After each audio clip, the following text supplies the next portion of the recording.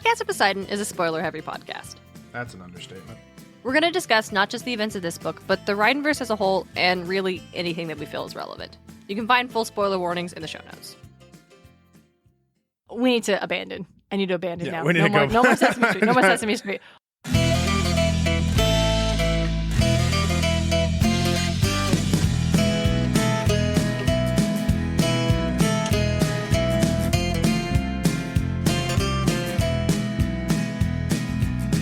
Hello, mortals, monsters, and myth lovers alike. You're listening to Podcast Poseidon. We explore how ancient myths become modern pop culture, bringing Rick Riordan's, Percy Jackson, and the Olympians.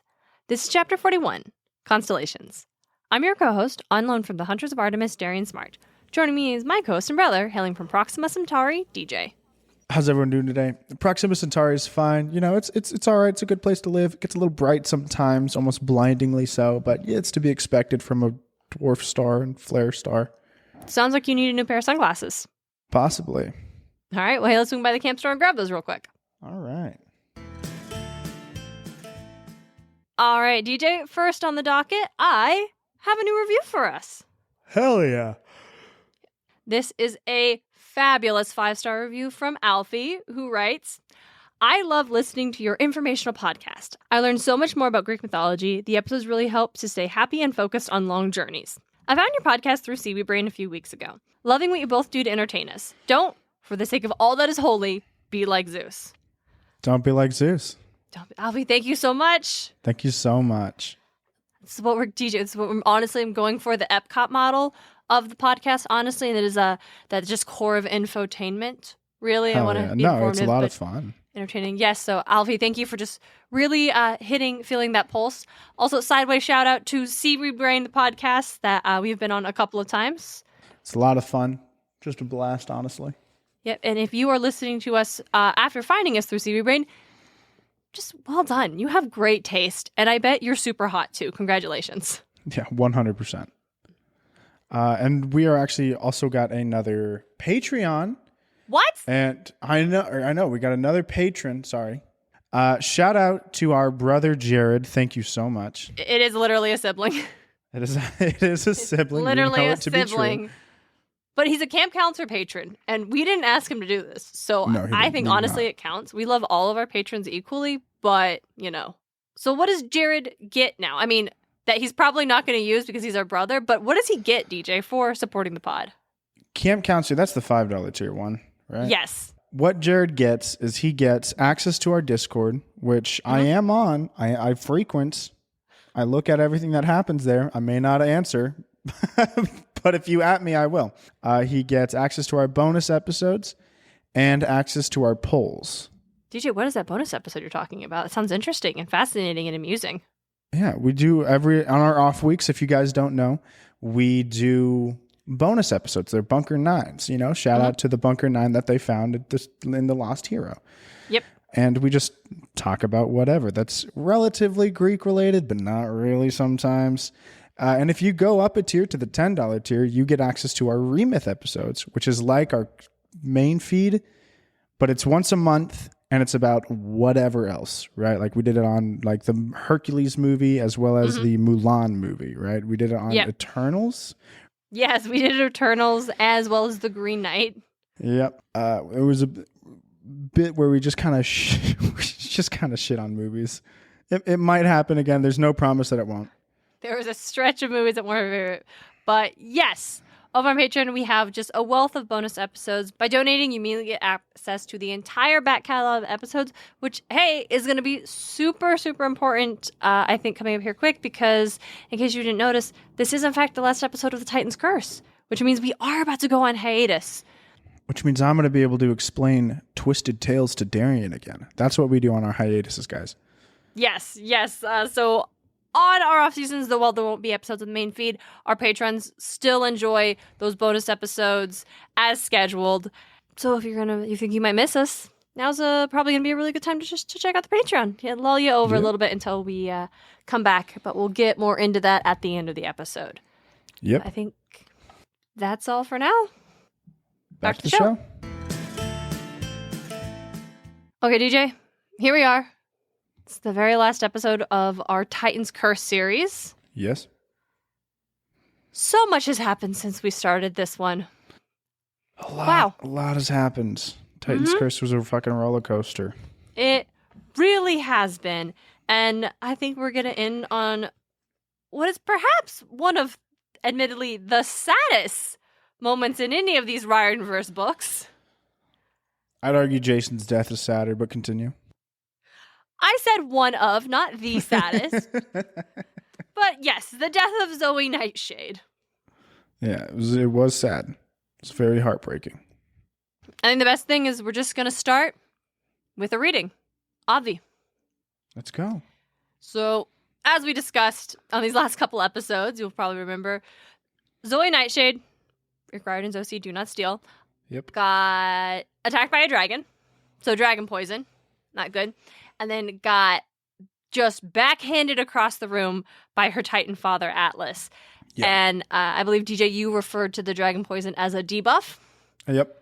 So that just double-handed conversation, not double-handed conversation, that just double-pronged attack. Yeah. I guess. That was just it just happened. It was bad. It was a 1-2 punch, and it was curtains for our Lieutenant of Artemis, our Hunter of Artemis, Zoë Nightshade, and not even the recently freed goddess is able to save her. Artemis has Zoe in her arms, and Zoe tells her that she can't see the stars anymore. And that's when you as the reader know, shit, it's not good. And Percy's like, hey, Nectar and Ambrosia, let's go. But it's too late. It's too late. And it's a very sweet moment. Zoe asks Artemis if she served her well, and Artemis says, with great honor, the finest of my attendants. Zoe's face relaxed. Rest, at last. And she apologizes to Talia for their arguing. Zoe has some very kind words for Percy. Says that she thinks he is worthy to carry Riptide. It's very nice of her. She didn't have to do that. She is dying, but that's very nice of her to say. Even if she didn't say it, Percy would have continued carrying Riptide. I'm going to be real with you. Yeah, but, we like to hear it. He would have just felt more like, I got to live up to this. I don't think Percy ever reflects on this moment again, but we'll move past that for now. Not what this episode's about. Not at all. A shudder ran through her body. Zoe, I said. Stars, she whispered. I can see the stars again, my lady. A tear trickled down Artemis's cheek. Yes, my brave one. They are beautiful tonight. Stars, Zoe repeated, her eyes fixed on the night sky, and she did not move again. Talia lowered her head. Annabeth gulped down a sob, and her father put his hands on her shoulders. I watched as Artemis cupped her hand above Zoe's mouth and spoke a few words in ancient Greek. A silvery wisp of smoke exhaled from Zoe's lips and was caught in the hand of the goddess. Zoe's body shimmered and disappeared. Artemis stood, said a kind of blessing, breathed into her cupped hand, and released the silver dust into the sky. It flew up, sparkling, and vanished. For a moment I didn't see anything. Then Annabeth gasped.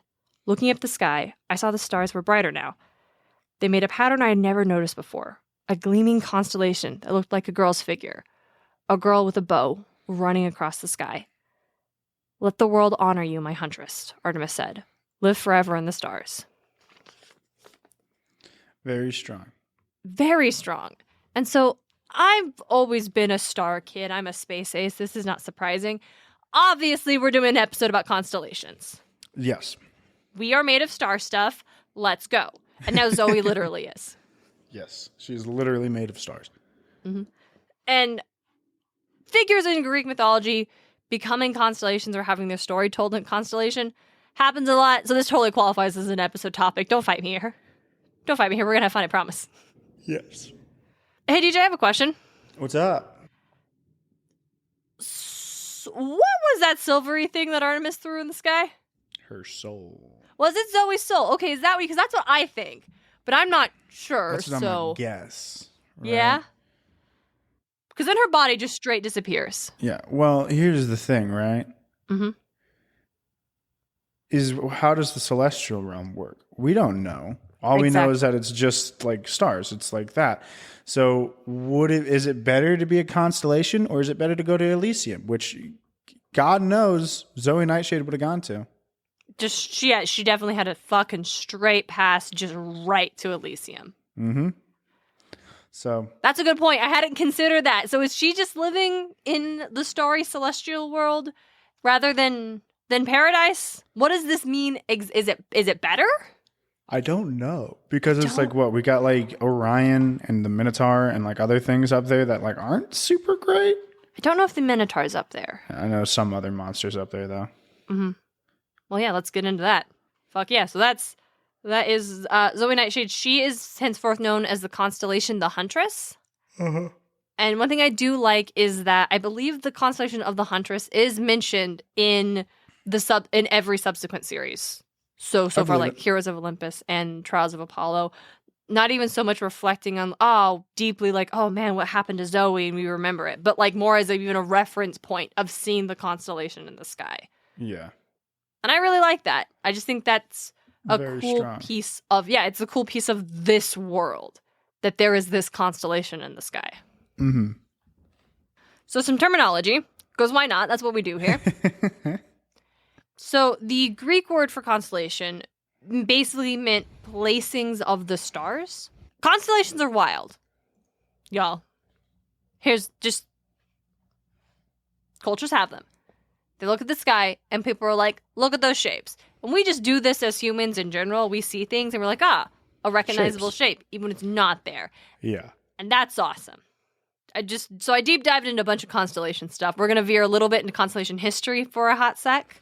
Okay. I know it isn't quite mythology, but just join me on this journey. So from the International Astronomical Union website, archaeological studies have identified possible astronomical markings painted on the walls in the cave system at Lecoq in southern France. Our ancestors may have recorded their view of the night sky on the walls of their cave some 17,300 years ago. It's thought that the Pleiades star cluster is represented alongside the nearby cluster of the Hyades. Now, you'll notice that at the beginning of that sentence said possible depictions of these stars, because I dug a little deeper, and most scholars are absolutely against this theory that some of these designs represent star stuff. Like, most of them are pretty sure, no, these are something else. Like, it's actually more commonly accepted that they aren't the star descriptions. So, if this French cave isn't one of the first recorded depictions of the stars, then what is? Well, we'll jump actually quite a bit sooner in human history to 3000 BCE, when you're looking at some inscribed stones and clay tablets in Mesopotamia. And these illustrations are the first, like, generally accepted, like, yes, these are constellations. Mm-hmm. And a lot of the constellations that were depicted in Mesopotamia would become the constellations that were found in ancient Greece. Nice. Yep. The Iliad and the Odyssey both have mentions of constellations.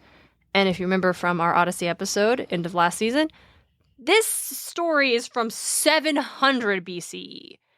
And you gotta know that those constellations were around a lot earlier than they're mentioned in the poems. So basically just been using constellations as a reference point for story, for navigation, for time tracking for a very long time. Here's a segment I call, oh wow, Rick was really spot on with his mythology here. Artemis is responsible for putting not most, but compared to every other deity, she put an awful lot. She has a minority. She has a minority majority here. Yes. She is responsible for, to name some noteworthy ones, Ursa Major, Orion, and Corvus. And these are some very prominent constellations. That they are. I could find one thing claim that one of her epithets were the Lady of the Starry Hosts. I don't know if that's actually true, but it sounds really cool, doesn't it? Yeah, that it does. Mm-hmm. And considering the fact that in the Ryanverse books, Artemis is the only god we see create a constellation, that's actually pretty spot on to mythology, and that's really cool, and I didn't know that until starting this episode. So props for if that ever appeared on a kid's like social studies quiz, which god put the most constellations in the sky? And they're just Percy Jackson kid. They're like, Artemis. Did you say you wouldn't have gotten it? I would not have gotten that. No. Even if you had a guess. I guess if it was like multiple choice, you're right. You know, it would be definitely be a higher chance because like, oh yeah, Artemis was right there. So she's the god of the moon, night sky, shit like that. But if it's like, hey, just pick one. Pick a Greek god, everybody. Ooh. Nyx? You know? Nyx is not a bad pull. Ouroboros? Or Ouroboros? Whatever his fucking name was. I think most 6th grade social studies quizzes probably just are multiple choice in terms of spelling the Greek gods' names, because that's a lot to ask for a 12-year-old, I think. Not to say they can't do it, but like, let's not set them up to fail, okay? Oh, yeah. So the International Astronomical Union recognizes 88 constellations in the sky. There are certainly others that aren't on this official list, but this is what we're just going to reference for the time being. Yeah. And half of them come from ancient Greece. They really like the stars, guys. Really like the stars. And we're just going to cite our sources on that one. A lot of those constellations were considered like consolidated of earlier constellations from like ancient Babylon, Egypt, and Assyria. So I guess to be fair, they did have a better view of the night sky than like people up further like west and north, right? Like of like Norway and Sweden and UK, because fuck, every time I hear somebody complaining about it, they're always got a fucking cloudy sky. Oh, I was trying to figure out, like, why would they have worse views? Oh, it's just the weather. The weather. The weather's just not as good. The weather's just always fucking cloudy. I can't see the skies. I would think that the reason there are more Greek constellations in this, like, 88 list isn't necessarily because other societies didn't have as many, but because, you know, Greek and Roman writing just so heavily influences modern Western society. And the Astronomical Union is a Western society. There are other constellations from other cultures in there, but largely Greek. And we're just going to... There are tons of quick-ass constellations from other cultures. I would hopefully one point in time we can get into those, maybe on a bonus episode with some folks who know these kind of stories really well. For this episode, we're going to stick to the Greek ones just because this is... We have to narrow our focus down. If we go too wild, we'll be here for so long. So, the Greeks. And as I said, the Greeks have a ton of constellations. We could be here for ages citing constellation stories. Mm-hmm. So let's just pop off a couple big ones. So DJ, I'll just ask you, top of your head, what's your favorite constellation? The Big Dipper, because it's just so big. The Big Dipper because it's just so big. Okay. It's also the one I can always like find easier. Yes. So that's a great... The Big Dipper is a great one. Like I said, it is one of those ones that are really readily... Like, I also do that too in the night sky in the nighttime. Like, all right, where's the Big Dipper? So the Big Dipper is part of a larger constellation called Ursa Major, or the Great Bear. I can never fucking see the rest of that thing because our light pollution's so bad. Yeah, that's a super fun fact, how in most places of like the modern industrial world, it's really hard to see all of these constellations, which is probably why the Big Dipper gets more casual acclaim than Ursa Major. So before they were a bear in the sky, Ursa Major was a beautiful maiden named Callisto, who had the terrible misfortune of running into Zeus.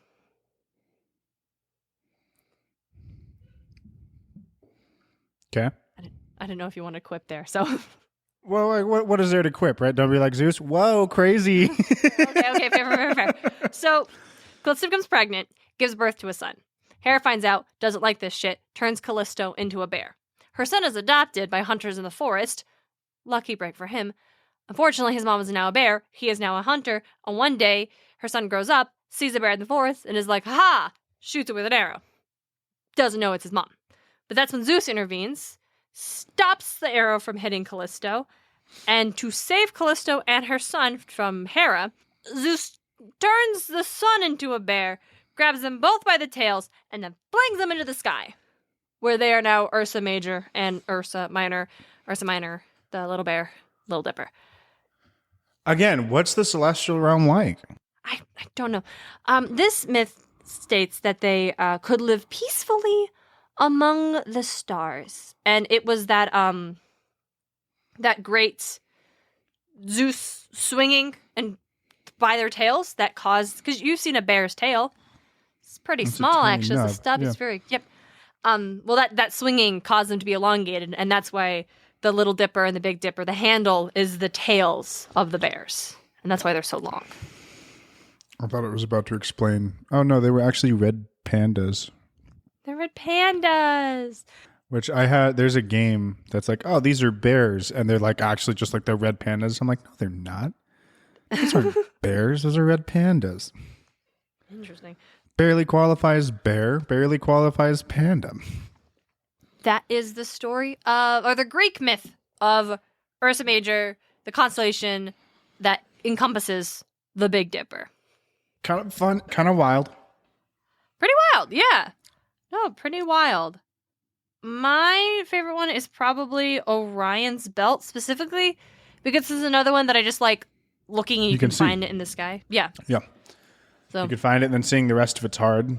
But like you can find the rest of it on like just a kind of standard day, but they are very dim. Yes. You have to have really good location to see a majority of like be able to see all of the stars in a majority of these constellations. Yeah. So Orion's a pretty simple one. We'll definitely cover it in far more depth in the, I would say, distant future. But short story. Blood of Olympus, I think it is. This is the constellation of the Hunter. Basically, you have, he's one of the giants. I don't know if that's a thing. Honestly, I feel like the giants are another Rick O.C. thing. Yeah, I mean, the giants are real. But like an all-encompassing, like a bunch of other myths to just kind of go with it, right? Yeah, because Orion was giant, but I don't know if he's a giant. But we will put a pin in that. We will get into that much later. Basically, you have Orion, and in some versions of the myth, in all versions of the myth, he's a great hunter. In some version, he decides he's going to hunt down every animal in the world, and Artemis says, "Fuck you," and sends a scorpion to kill him, or she kills him herself. Either way, that's how he ends up in the sky. In some versions of the myth, he actually becomes friends with Artemis, and they hunt together. And Apollo gets super jelly of this. And so one day while Orion is like walking across the ocean, Apollo's like, "Hey, sis, look at that rock out there. I bet you can't hit that with an arrow." And she's like, "I could hit that blindfolded and backwards left-handed." And so she does. But that rock was Orion's head, and he died. And she was so upset by accidentally killing her friend that she puts him in the sky. In some things, Orion crosses some boundaries that should not have been crossed. And then he ends up in his ass in the sky. Either way. So the constellation of Orion is often heavily associated with the constellation of Scorpio. They never appear in the sky at the same time. Part of the myth is, like, as I mentioned earlier, the giant scorpion was sent to kill Orion, and then they were both cast into the sky. And they're constantly chasing each other. They're still chasing each other to this day. Orion is also kind of associated with the star Sirius and the Canis constellation. This being the star follows Orion and is considered, the hunting dog for the hunter. I like that. That's cute. DJ, you're a Pisces, aren't you? Yes. Do you want to hear your zodiac myth? Sure. Let's see what it's all about. The two fish, right? Mm-hmm. It is the fishies. The two fish. Okay, so the Pisces myth is actually pretty short. This constellation is protected by Poseidon, and it commemorates Aphrodite and her son Eros, who escaped Typhon. Who I think, is that a Titan? Typhon's the monster they fight in Last Olympus.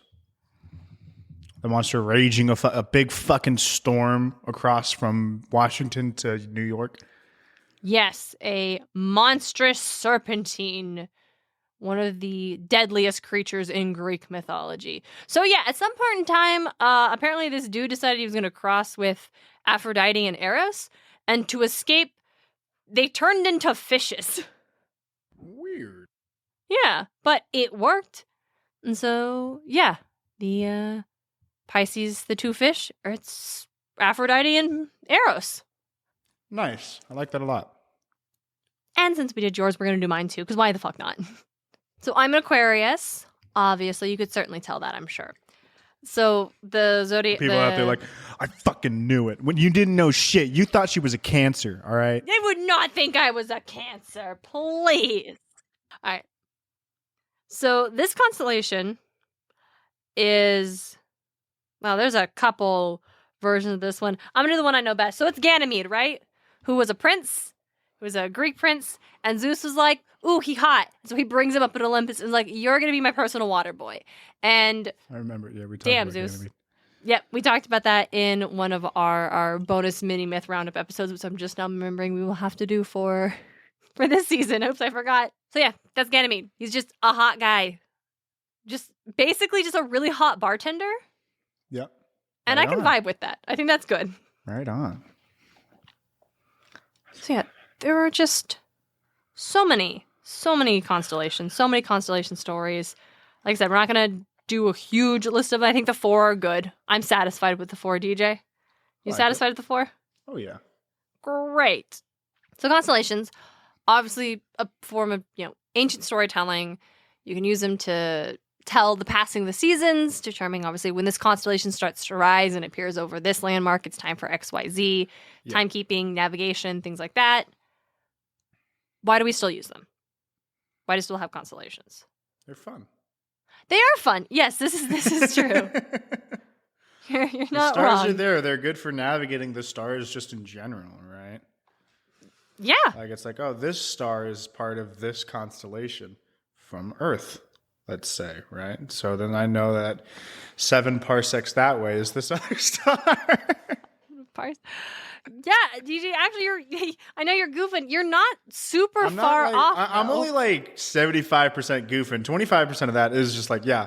I mean, obviously, right? Like it's something everybody knows. Like, oh, wow, this star that let's like future space travel shit. This star that I'm currently in is in fact the tip of the Big Dipper. So if I go this way, I'll get to the bottom of it or the tail of it, right? Yeah, I mean, kinda. Yeah, in the early 20th century, when folks were just all in on the astronomy gig, and yes, the astronomy's the science one, Yeah. and they're just making. I get them confused because it's biology, right? Ology is study of, but astrology is not astronomy. Yeah. So okay, basically, so what I'm trying to say is, they were just discovering shit in the sky every other day. And so it was decided that it would be actually really helpful to have an official set of constellational boundaries to help in communicating where these discoveries were at. So, because like if everyone's operating off of like, oh, I spotted this so many degrees angled away from the 3rd star in this constellation, anywhere in the world where you can see that constellation, you can do that math and find that same thing and confirm or deny. But if everyone's using different constellations, you can't do that. Yeah. So that's why you ended up with these like 88 official constellations. It's just like, oh yeah, I found this crazy like black hole 33 degrees south of the 3rd star in the Poopy Dicks constellation. What? That's where you what? Excuse me, Poopy Dicks constellation? Where the fuck are you from, sir? I'm not sure I like. You could have gone with any nonsense statement, and that was what we went with today. It was almost Poopy Butthole. I was trying really hard not to, but I was stuck on Poopy. We say fuck a lot, but I think that bit might be a little too crass for the podcast. Come on. I don't know. Funny. I thought it was funny. So, all right, moving past it. Basically, by 1930, every point in the sky could be identified in relation to a constellation, which made it way easier to share discoveries and information. Yeah, that sounds about right. Yeah. I also wanted to know how we do this thing with constellation. Like, there are, obviously, as we said, cultures all over the world that have constellations, and a lot of them, even when they have different myths and different stories, they still have roughly the same grouping of stars that get the constellation story, right? Even if it's like a different kind of animal or different like interpretation, like a wheel I mean, or something. again, it comes down to the fact that what we can see now with this light pollution, imagine no light pollution, those same stars are still bright as fuck. Mm-hmm. And everybody can see them over the millions of little tiny dim stars that are about. No. Yeah. Once again, DJ, that's basically it. I actually found a study that was published in the Journal of Psychological Science perceptual grouping explains similarities and constellations across cultures. And in this study, they found that there are two factors that are most important in star grouping, and it's proximity and brightness. Yeah. So if you can see a star and it's close to other stars, your brain is going to group it together. No matter where you are in the world, if you can see that group of stars, you're probably going to connect them all together. And that's exactly what we've seen. So there are billions of stars, but only about 5,000 of them are actually visible to the naked eye, even under the best visual, like best sky conditions. And you can only see about half of them on a given night, because the other half are on the other side of the planet. Yeah, right. So if you were ever a kid who was lying on a trampoline in the middle of summer counting the stars, if you had succeeded, you would have gotten to around 2,500. And that's if you had the best sky conditions for star counting. Yeah, that makes sense. So, quote from the study. When it comes to human visual perception, there are lower level, mid-level, and high-level vision. According to the study, low-level vision is utilized when we simply notice individual stars in the sky. Our mid-level vision groups those stars together in recognizable patterns, and our high-level vision attaches interpretations to those groupings. So there's a lot of things going on. Like, we don't just look at the star. We also, intrinsically group them with other stars, and we also find in those patterns, make a story for them or attribute a story that already existed to that shape. This has gotten very sciencey. A little bit. Little Makes sciencey. sense. A little more sciencey than standard mythology podcast stuff. True. Okay, so I'm gonna link us back to mythology. Yeah. So we've gotten a little sciencey. I'll bring us back. Another study, here we go, published in Cambridge's International Astronomical Union, found that mixing stories from mythology while teaching astronomy actually helps students understand and remember more about the scientific concepts they were covering. Not just the myths and stories, but the astronomical lessons they needed to learn, the measurements, the angles, all the sciencey stuff that makes space kind of exhausting for some people. They found that mentioning myths associated with the stars being studied increased students' attention to the subject. And relying on previous knowledge about myths and cultures meant that students were more absorbed in what they were being taught. Because everybody's read stories as a kid. It just appeals to that part of the brain. Yeah, it does. And over the course of 2 years that they're running the study, they also saw an increase of students in the course. And a lot of students were connected to previous students, which meant not only were fucking awesome. Like, this guy talks about like fucking crazy Greek shit, and I get A's in the class. Like, this is insane. Yeah. I think let me double check. Yes, this study was in Brazil. So I think in addition to doing like, the Greek myths, they also were doing like local and like indigenous constellations and stuff. So it was all of those things. So yeah, not only were students learning the material, but they're also speaking highly of the course and encouraging other students to go into it. So fuck yeah, the myths about the constellations are really important. They continue to be important. So let's get into the constellations in pop culture. All right. Obviously, there are lots. There are just a ton, and the most that I've obviously gamer here, the most that I've come across have happened in I don't think Diablo specifically, because I haven't sat down and actually played it a lot, but games like it, right? Like that style of the top-down, isometric, you can right-click to move, got abilities, shit like that. There's a lot of skill trees that are themed after constellations, and they just increase your base stats a lot. And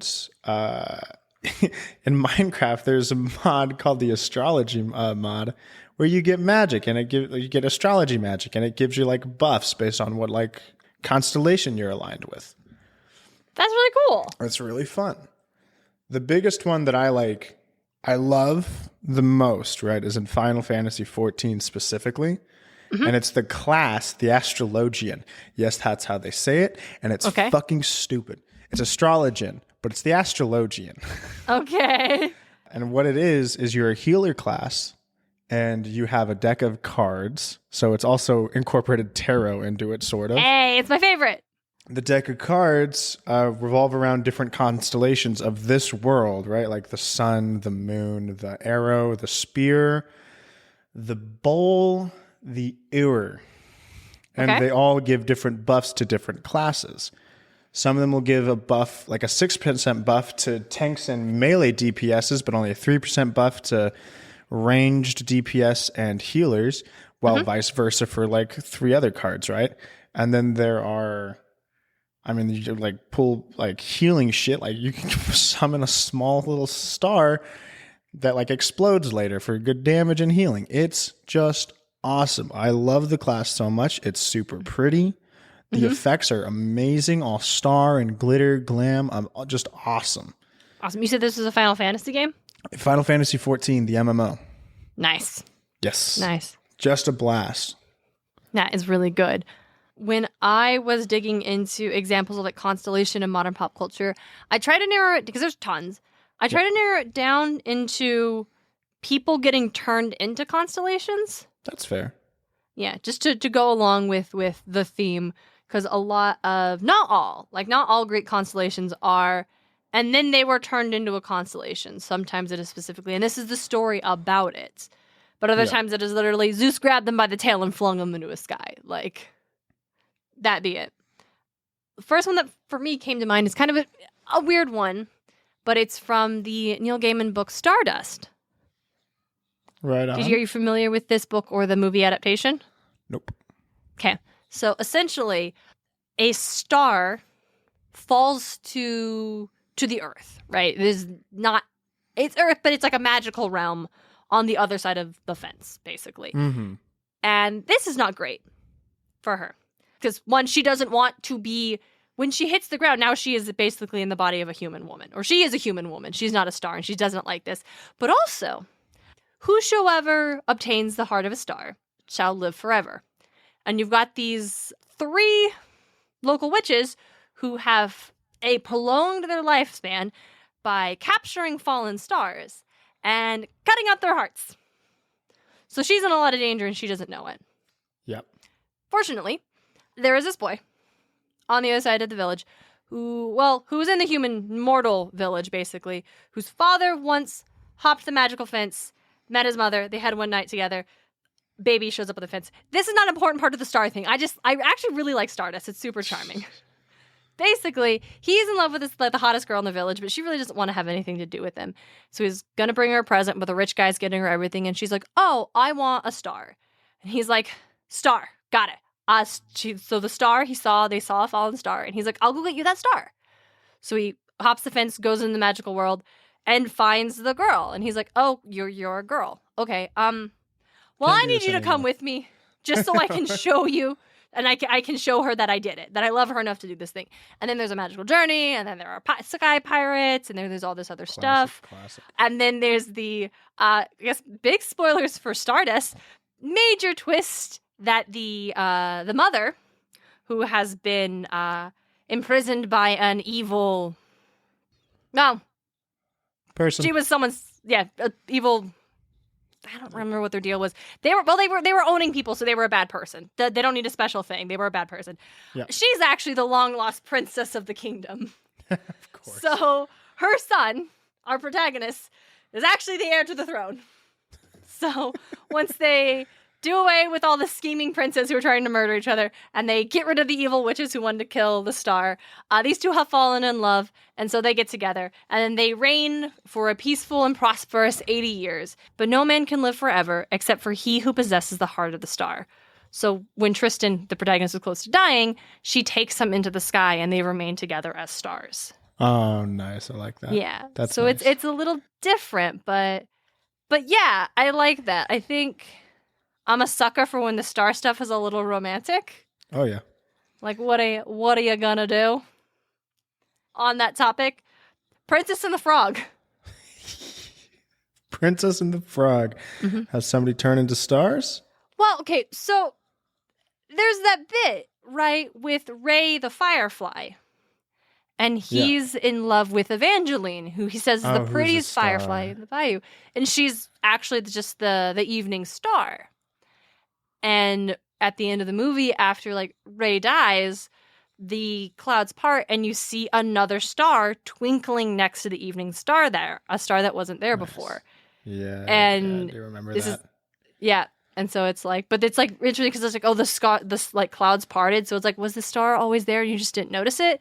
It is actually included on this, like the TV tropes list of this concept of stellarfication, in which someone literally becomes a star. So I had actually never interpreted that as Rey legitimately becoming a star to be with Evangeline, but apparently that counts. Mufasa, the Lion King. Ooh, Mufasa, right? They are All the kings stars of the are past. the kings of the past, there to help you, guide you on your way. That is, I didn't think of, I even had Princess and the Frog and I didn't think of Lion King. When you said Princess and the Frog, I'm like, oh yeah, Lion King's got that shit too, right? I guess because you don't actually see what specific star Mufasa is supposed to be, but if the story goes, they're the kings of our past, it's Mufasa. Nice. Scar was technically king. Like, an unjust, he was a usurper, but he did have the title of King of the Pride Lands for a while. Does he get a star? I mean, probably. I don't know. Probably, but it's like way over there. Do you think the Lion King is based, like, the Lion King stuff is based off, like, an actual, like, religion from Africa, or? I mean, maybe? I can't begin to say. Yeah. I can't begin to say. I think that the idea of the stars and celestial bodies being ancestors or lost loved ones is a pretty common in a lot of cultures. It's super common, yeah. Yeah, but I'm just walking specifically Lion King. Does the usurper or was Scar never really king because Simba was always the rightful king, and because he was still alive. I would say legally. That. I think legally, yeah, he's still alive, and so even spiritually, Scar was never king. Scar was never. That's why the Pride Rock didn't listen to him. The Pride Lands didn't listen to him. The it Pride dried Lands up. literally rejected his leadership. Go fuck yourself, Scar. We'll be back when Simba's in charge. Yeah. Yeah, basically. Can I share a couple really wild ones I found with you? Go ahead.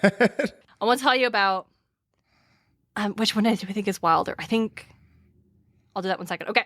So there is a DC Superman's plot from 2000 called Emperor Joker. Yes, it's about the Joker, but it's a Superman plot. Keep up.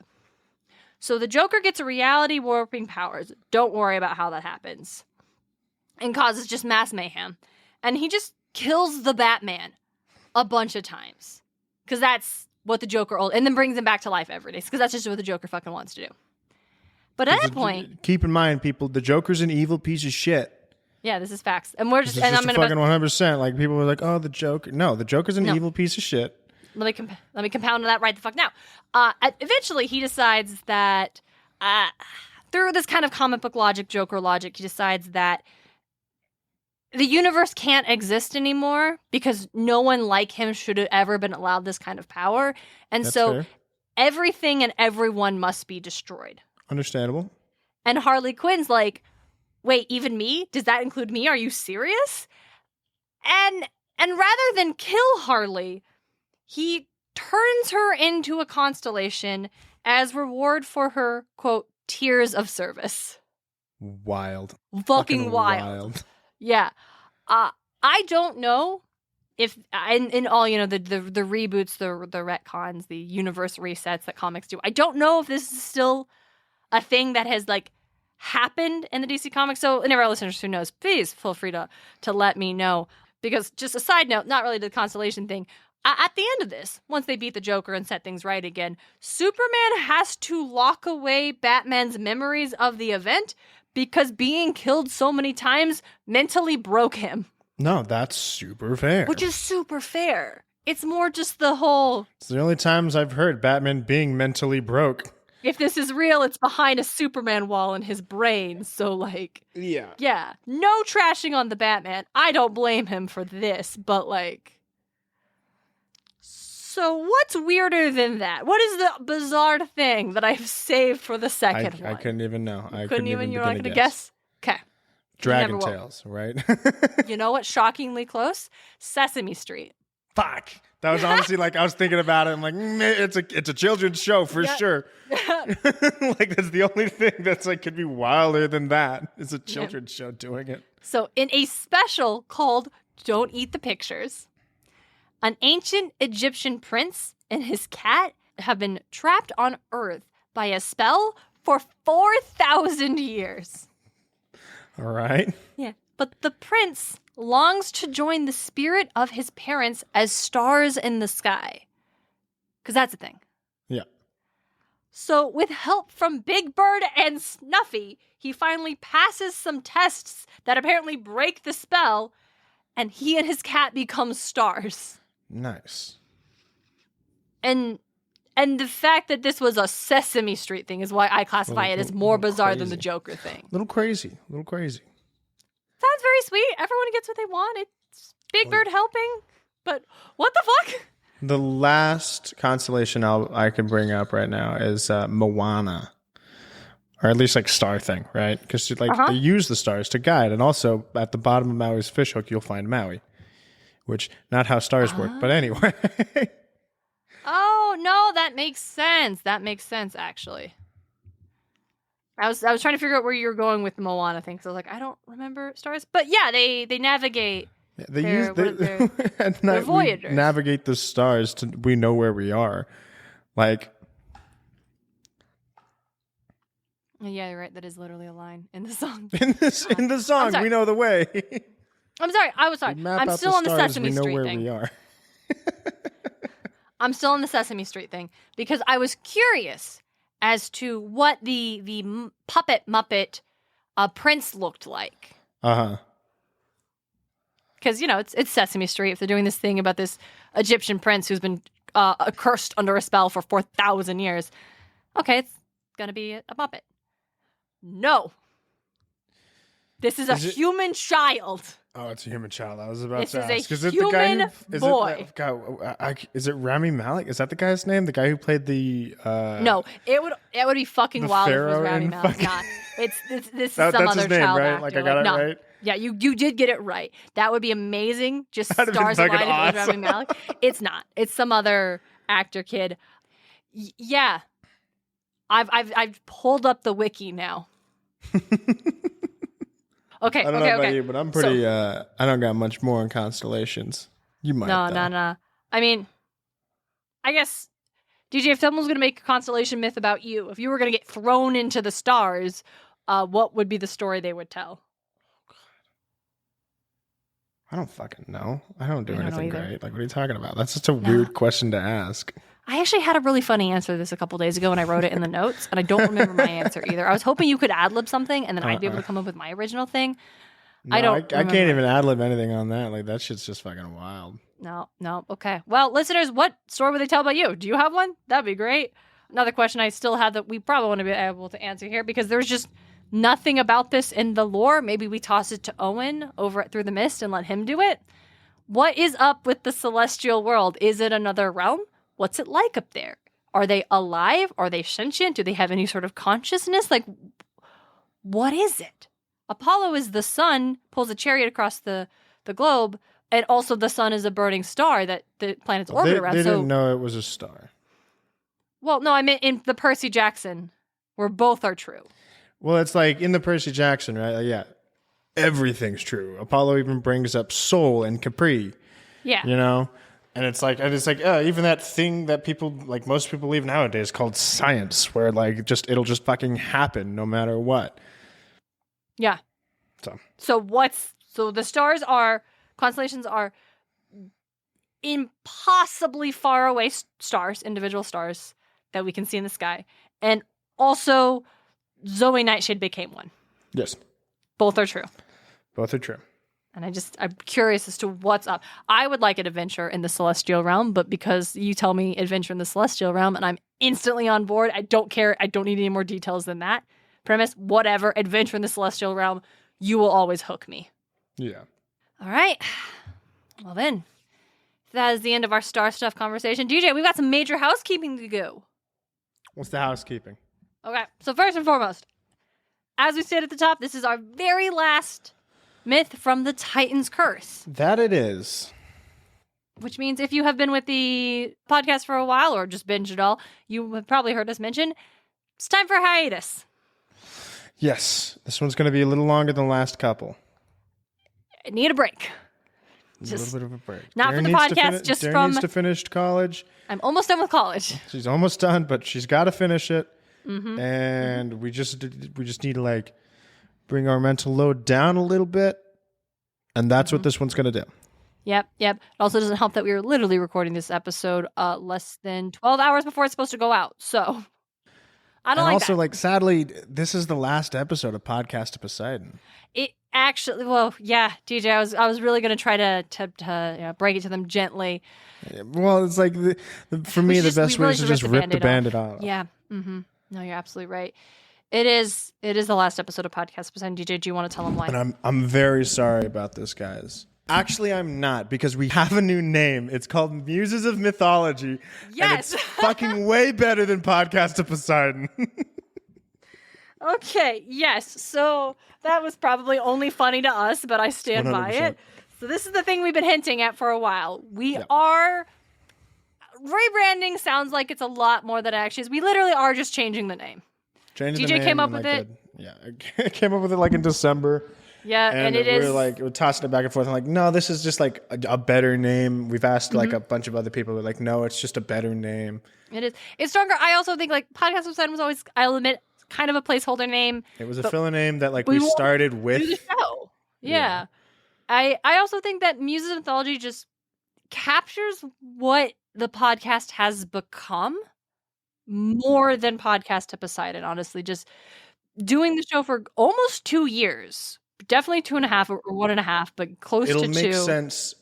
It'll make more sense for it to be called Muses of Mythology when we jump to the Magnus Chase and the Kane Chronicle books rather than, Podcast of Poseidon, but they talk about Norse shit? What the hell's going on here? Something about the name itself, I don't know. I think it captures the vibe of what our show has become. I think we understand our voice. We will not be changing the bonus episode name, though. It will be staying Bunker 9. It is still Bunker 9. Yes. DJ also came up with that one. He named the entire podcast. Fine. DJ's better at naming things than I am. You got Remyth. You got Remyth, and I Remyth. like that one a lot. Oh, thank you. Okay. Well, I feel good about that. 1 out of 3 ain't bad. So here's what that means. It's still an F, Darren. What the hell's wrong with you?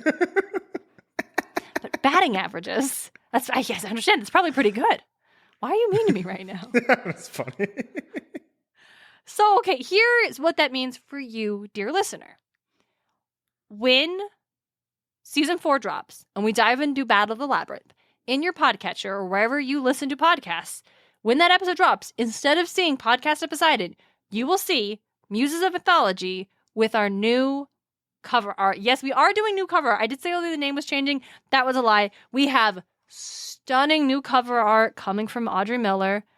I'm so Very excited for it. It's going to be super strong. It's going to be eye-catching. We're going to get loads of downloads. People are going to love it. It's going to be great. It's going to be great. If you follow us on the socials, those handles are going to change, but you don't have to worry about that so much. If you go to the website often, that URL is going to change. All that stuff will be updated in the future. It hasn't happened just yet, but yes, this is the last episode of Podcast to Poseidon, and when we come back on Tuesday, August 16th, just in time for Percy's birthday, we will be Muses of Mythology. That we will. I'm very excited about it because I'm very proud of the name. I am proud of the name too. If you're not a fan of that, I mean, feel free to complain about it. Honestly, it's the internet. You can do whatever you want. Feel free to complain about it, but I'm gonna be real with you. We're not gonna listen to any of the. Not gonna bring it back. Not gonna bring back the Podcast to Poseidon. It was a filler name that we just kind of started with. But you know what? You know what's not going anywhere? Us. We really. Well, are. us. Also we're us. Going on also hiatus, but our Patreon. Still, so the Patreon is still. I mean, the name will change on the Patreon too, but that's just for cohesive state. Nothing about the tier set or anything will change. Bunker 9, as you said, we're still doing those. So even though we're on break for a month and a half, the Patreon episodes will still come out every other month. Almost 2 months. Almost 2 months. Yeah. No, I need the break. So patrons, listen there. You still have your episodes. And if you miss us, you can go back and re-listen to old episodes, or you can hop over listening to unheard episodes you haven't heard yet over on Patreon for as little as $5 a month. Well, as little as $1 a month, you get access to a bunch of bonus audio content. $5 gets you all of the Bunker 9 bonus episodes. $10 gets you all the Bunker 9 bonus episodes and all the Remyth episodes. So if you want everything, that's the tier for you. But yeah. And 15 will let you pick a Remyth episode topic. Yes, it will. And then you also become one of our God tier level patrons, and we will say your name at the end of every podcast. That we will.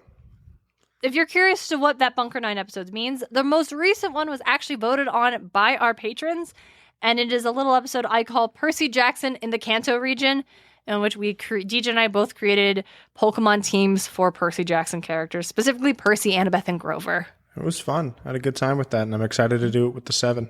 Yeah, we'll definitely do that I'm eventually. excited to do it with all major groups from all of his series, right? Gonna absolutely do Apollo, Meg, and fuck, he gets like a different third person every book, doesn't he? Yeah. Jesus. Yeah, we'll just cycle through them, I'm sure. But yeah, every book we update what his team is, what Apollo and Meg's teams are. I think that's accurate. Actually, I actually think that'd be Apollo's fun. Yeah, we'll hold on to that. It goes from just like I don't know. I don't even know what I'd give Apollo right now. Gorgeous looking Pokemon probably to Pokemon that's like are just like good. He'll just his team will change dramatically.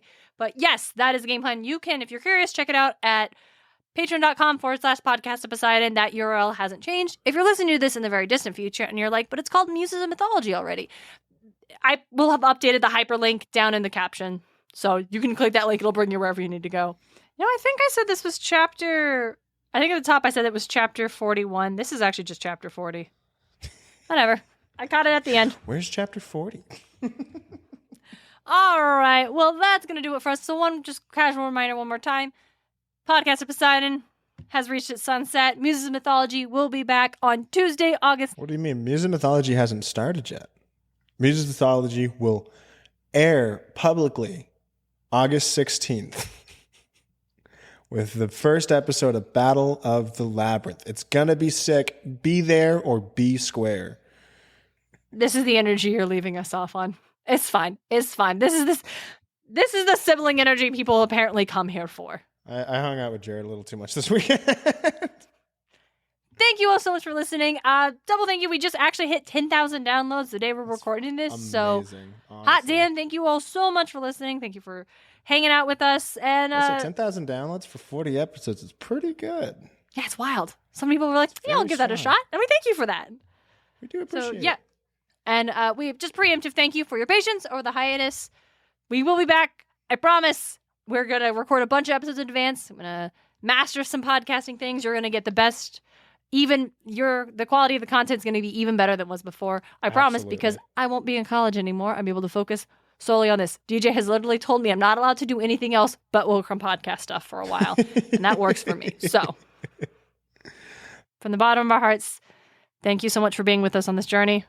It's honestly been amazing these past couple of years, like genuinely. Thank you all so much.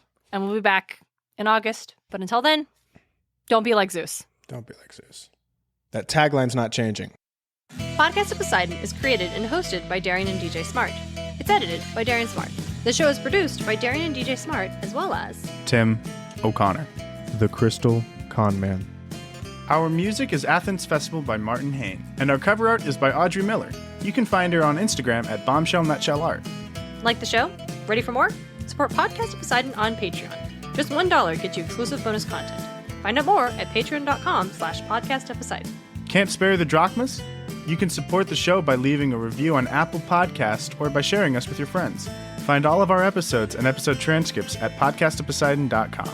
Thanks for listening.